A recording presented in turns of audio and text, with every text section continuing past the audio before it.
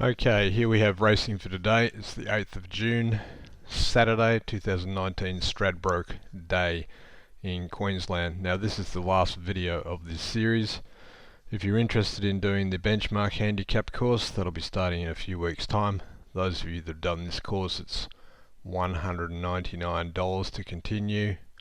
Of course, if you can find a friend or an enemy to do the course, you can do the course for free.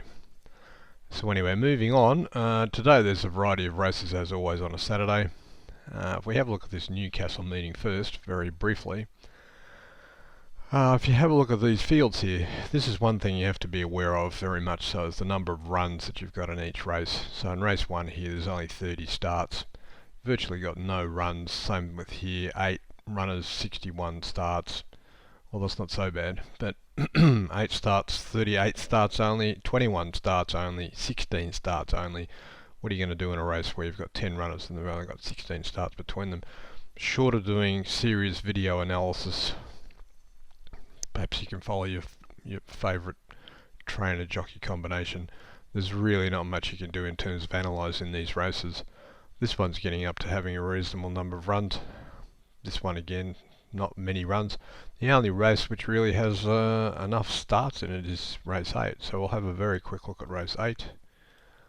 Now again, a little plug for the benchmark course. We haven't done much on these benchmark weight change figures, but in this race there's 3 horses, Go the Gentry, Think Free and Vega de Lago, and Archie Barber as well, that are dropping significantly in terms of their weight change from their previous run. Also due to these claims from these 2 apprentices.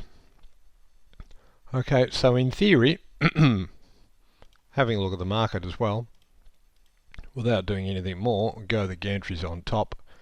It's also on top in terms of the weight drop. And so in a lot of ways, you could be thinking Go the Gantry's going to run very well. So if you're going to build a multiple bet in that race, Go the Gantry could very well be the horse to focus on. If we have a look at its form further, the only problem we have is that today it's a soft 5, and its only runs it's had recently on soft tracks have been somewhat failures. However, if we have a look at it, it was a slightly stronger race. It led from barrier 14, so it may well be the track was not the reason why the horse failed. So in terms of one horse to have a look at, that's Go the Gantry in that race, or in this race. The other one's Think Free.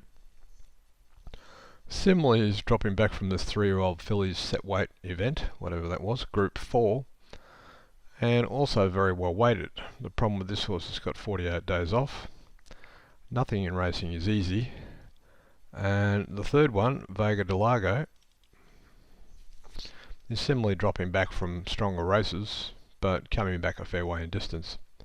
So in theory, assuming Go the Gantry can handle the track, it looks like that could run well in this race. There's not another race here to double up for a double, so we'll leave the double for now.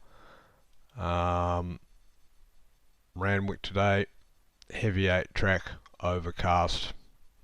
Certainly not the track you want to be betting at if you're going to be looking for some easy winners. However, during the day you may be able to find some advantage. The race we'll have a look at very briefly is the Stradbroke.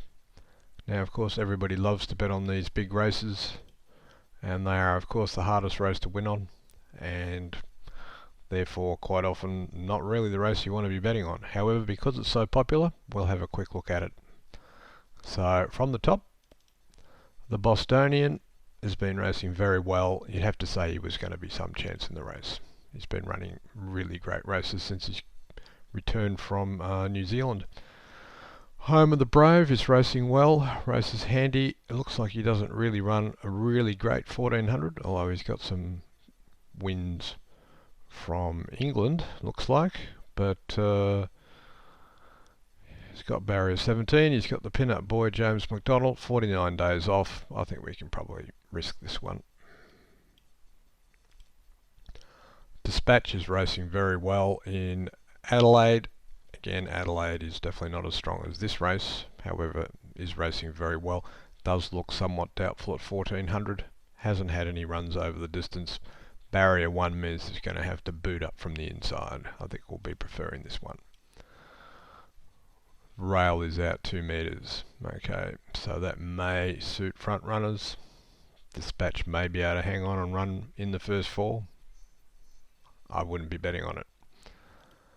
Race 4, Widgie Turf is coming back in distance 200 meters, dropping significantly at the weights, and is pretty well in on the handicaps. Oh, one more thing about the benchmark figures here. What they do quite often in these top events is they don't put the benchmark figures in so that you can see how the handicappers handicap them. So in other words, a lot of the horses in here are just given a weight rather than according to their benchmark rating. So they'll leave those figures out so you're a little bit confused.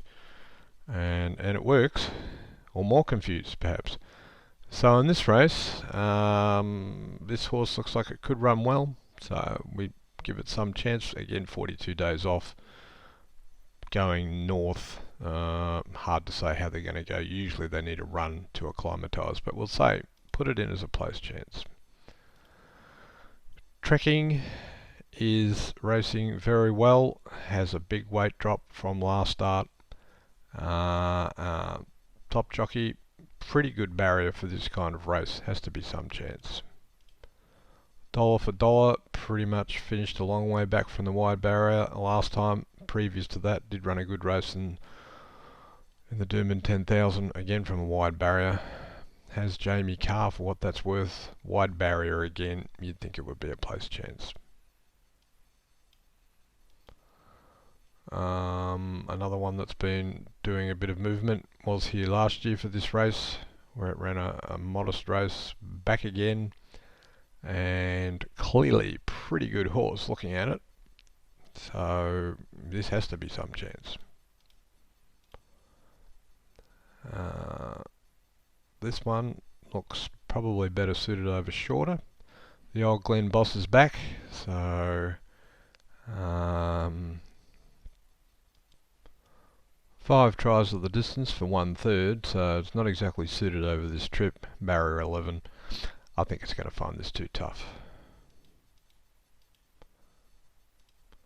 Tom Melbourne, the old second place getter, 14 seconds out of 44 runs, is a very good horse. Barrier 16 is not a positive. Last time it let up in a weight for age race. It's pretty well handicapped, except for the barrier. It has to be a strong chance to run second again, you would think, so some chance. Man Booker has been racing thereabouts, has the very wide barrier here, and well, it does look like this one's going to struggle because it's going to have to go forward, you would think, from that barrier. But who knows where this one's going to end up. You'd have to say it's a place chance. Viridine finished reasonably close up last time, and is another that looks doubtful the distance, so we'd have to be preferring that one. Again, we're basing this on the fact we're expecting the horses to go hard early and hard at the finish. It's going to be pretty tough for these horses that can't run a strong 1400. So the same thing with this horse. It's got great form up to 1300. It does have a win over the distance, so if we go back we can have a look and see where that was. It did win a Ramwick benchmark 82 when leading. Basically that's saying, well, may have had everything going its way that day. Has got a good barrier. It's going to get a good run with the top jockey. 28 days off. I think we'll have to prefer it. It is Gerald Ryan who does go well in these races. Tyzone, Tommy Berry, racing very well. Has to be some chance. I'm a Ripper, same thing. It's run third last time after leading. 59 down at 53. It has barrier 13. It's going to go forward. Depends what sort of run it's going to get in front. This looks like the one that might be able to hold on and finish close up. 1400's really stretching it though. We'd have to say place. Princess Posh ran second last time in a strong race and is well weighted. Has to be some chance. Encryption is racing pretty well. There's another one that's a place chance on its form. Getting near the end. This one's finished close up after leading in its last couple of starts. Looks like another leading style of horse, so it's another one that's got a wide barrier, going to race handy, so there's going to be a fair bit of pressure early. It's probably going to knock up, so we'll prefer that one as well. Pretty in Pink is racing well, and 3-year-old filly races into this race. It does look like it's not going to be able to do it, but its form is very good. So this is the sort of horse that really is very hard to assess. Certainly only had 53 last time, and it's got 52 today, so it's not so brilliantly weighted. We'd have to say it's a place chance.